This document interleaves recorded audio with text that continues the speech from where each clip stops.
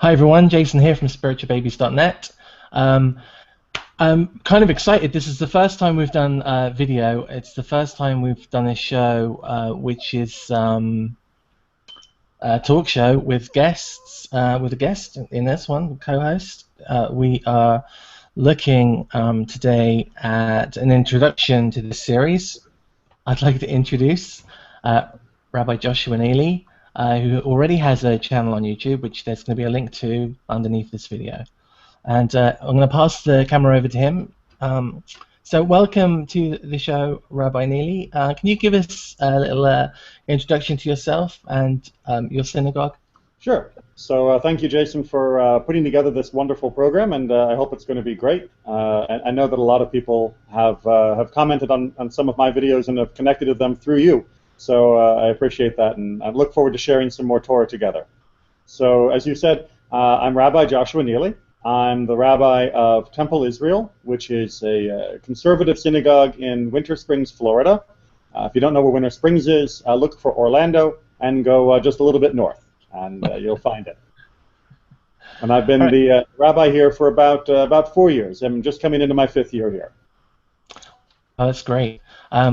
And I've been to your site. You have a lot of great content on there and some really good community photos as well. It's really a fun site to go and look at, so I encourage people to go and do that. And I encourage them to go and look at the Torah portion videos that you make every week with your Torah class. So a lot of my friends and listeners will read the Torah portions every week, which is great. And there's a lot of content online about the Torah portions, but there's not so much content online about the Haftorah portion, so I thought that it might be fun and beneficial to jump out with some new content, some new media, and approach something that I think normally gets put on the sidelines. So can you give us kind of, I know there's no kind of hard and fast history to the Haftorah, but there are some traditions. Can you outline those for us? Absolutely. As you say, the actual historical, archaeological, academic explanations for the Haftarah tradition is still rather fuzzy and hotly debated, but that means that people get to keep publishing articles and stay employed, so that's not so bad.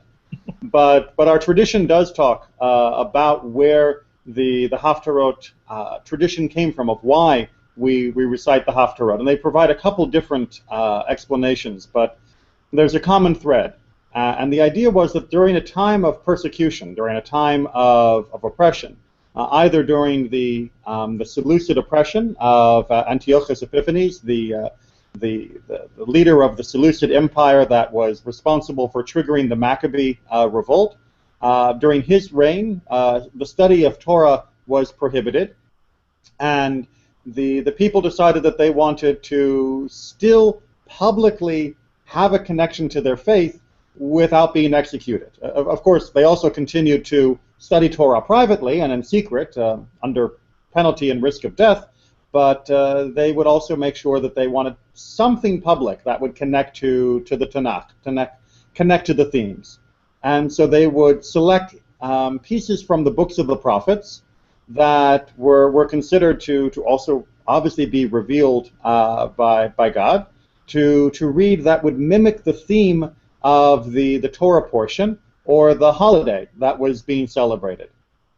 The other option or interpretation and tradition was that under the reign of the Emperor Hadrian from Roman times, during the time of Rabbi Akiva, who many people might be familiar with, that there were also similar persecutions and limitations on the practice of Judaism and the study of Torah, and that it might have been during that period that this developed as well. But unfortunately, we don't have good historical evidence to confirm either theory. But what we do know is that the Haftarot are very well linked to the Torah portions. Interestingly enough, it does seem to be a rather late development to have a universal decision of what Haftarah goes with what Torah portion. It seems that in the early days, this may have been almost up to the discretion of whoever was leading the service or chanting the Haftarah of that day. And they would have selected, based upon their own feelings of what text would go well with that particular reading. But over time, we've had a great deal of trial and error, and I think the best have risen to the top. And so we're left with a very good set. And there are just minor differences among the Ashkenazic and Sephardic traditions. I see a time when people are plowing into the synagogue and they go, "Oh no, Shlomo is up there today. We're going to be here for 4 hours." But here we are. We're in 2014, and most of us live in a kind of a free world where we can read publicly and in a group whatever we want. So where's the benefit to the Haftorah in this age? It's an excellent question. I mean, the persecutions that our ancestors faced, thankfully, were always limited in their time and scope. And so we have to wonder, why did they continue to read from these Haftarot if they were only originated as persecution and during persecution? And there are many scholars who do hypothesize that perhaps the persecution legend was meant to teach us something about how we go about seeking other ways to keep hold of God's traditions under persecution, but maybe they weren't meant to be taken literally. And maybe the Haftarot were created and used for a different purpose, which was to make sure that we were familiar and connected to the rest of the prophetic sections. There's a very real and very legitimate imbalance in how Judaism treats the different parts of the Tanakh, the different parts of the Bible. We treat the Torah obviously as being the most important, because it is only through Torah that we receive the official mitzvot, the official commandments that are obligatory upon all of us, and that we must study and uncover the details of how we apply and carry them out. So clearly, with Moses being the greatest prophet of all and the clearest transmitter of God's will, the Torah has the right of primacy. But it is also very real that the rest of the prophetic works were intended to continue to inspire, continue to guide, not just the generations in which those prophets lived, but were given for all of the future generations as well. The sages very likely wanted to make sure that the rest of the Tanakh was not ignored. And there are reasons both for inspiration, but also for claiming territory.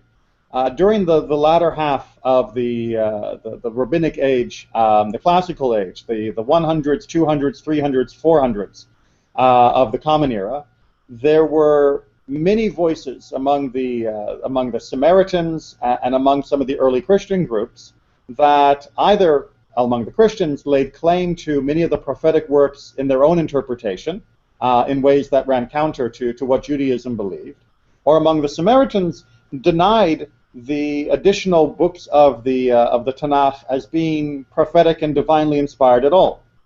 And so by including a weekly selection from the prophets, we were establishing very clearly that we believed these were divinely inspired, and B, ensuring that we had our own interpretation publicly acknowledged by our communities and publicly understood by our communities, so that it would not fall out of favor and not fall out of use among the Jewish people. So the Haftarot historically were very important. Now, in modernity, many of those topics are still important. There are some that do discount whole parts of the Bible, and we do need to make sure that we understand that all of it is all of it, that it is a unified whole. Same author, capital A, even if different generations put pen to parchment. But we also, I think, have a deficit in the minds of many. Judaism has been given a stereotype of being excessively legalistic. Now, I don't consider being legalistic wrong. Knowing the law in any country is considered part of being a good citizen, and knowing the law in Judaism is part of being a good citizen in the people of Israel. But it's important for people to also see the poetic inspiration that is found throughout the other books in perhaps more moving language for an average person. And the prophetic works definitely give that. The only drawback, of course, is that if you dive into the Haftarah, if you dive into the books of the prophets, there are some sections which are immediately accessible, and the poetry has a deep emotional connection to any reader. And there are other sections which rely upon metaphors or examples from the daily life of people who lived 3,000 years ago or 2,500 years ago, which are not readily accessible to the average person. We're not farmers. We don't live in pre-industrial societies. And the concerns of that generation, the emotions and the feelings would have been the same, but the poetic language was very, very different. And so that can sometimes be a little bit of a barrier, unfortunately, to getting the great spiritual uplift that the Haftarot are meant to give. I get the impression it's kind of like you'll have a piece of video maybe or film, and it's telling a really good story, and then a director will overlay a piece of music on top. And if you were given the day before, if you'd heard the song and watched the movie separately, you wouldn't have put them two together. But when they are put together, suddenly the song adds extra meaning to the movie, and then later on when you hear the song again, you're going to have the kind of movie experience on top. And that's kind of how I see the Haftorah and the Torah portion melding together. So I think what you just said about it being a beautiful overlay by a director that reinforces both pieces is speaking very much to an important question that everyone who's reading the Haftarah has to ask themselves, which is, since the Haftarot were not divinely given with a parashah, with a particular Torah portion, but were instead chosen by the communities and through a process of winnowing them down to get to the ones that we have, the question of why this Haftarah for this Torah portion, of what additional thing can I learn from it, has to be at the top of our mind. Because these were definite decisions, and these were not just random things, and in many cases there were dozens of different texts that could have easily been chosen that would have conveyed similar themes to the Torah portion. So why the one we have becomes a very critical question, and how they interrelate and what they add to each other. And sometimes you'll see that the rabbis, when they chose a particular Haftarah, didn't even follow the Haftarah chapter breaks. They'll start, as the one for Bereshit, the book of Genesis does, the first portion of Genesis does, they start in the middle of a chapter. And they may then continue into the beginning of a next chapter and not finish it. And occasionally, in certain rare instances, they'll even take verses from whole other chapters and append them to the end.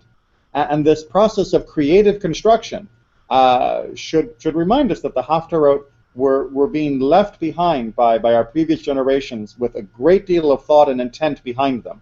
And it's our job to help dig out much of what was trying to be buried there as treasure. And I'm very much looking forward to that digging. And I hope that our viewers are too. And from kind of preparing for show one, I've read through the Haftorah portion, and I can see that this one would be quite accessible. But for the watcher of the show, there may be some homework involved in some of the other portions, because they are going to start in the middle of stories now, going to start in the middle of thoughts and ideas. So it's not going to just be a nice, easy beginning of a chapter.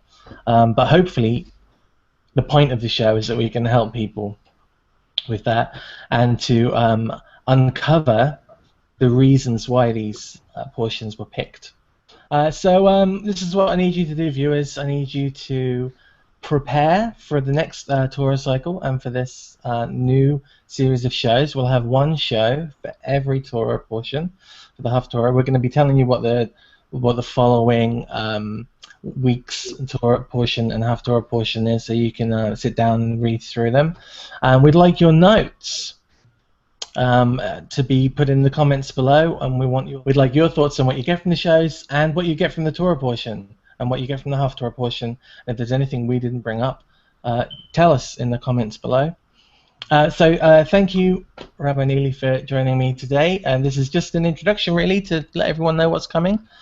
And I just want to thank you for your time and for all your input. Thank you. And to you guys watching, we'll see you again in just a few weeks.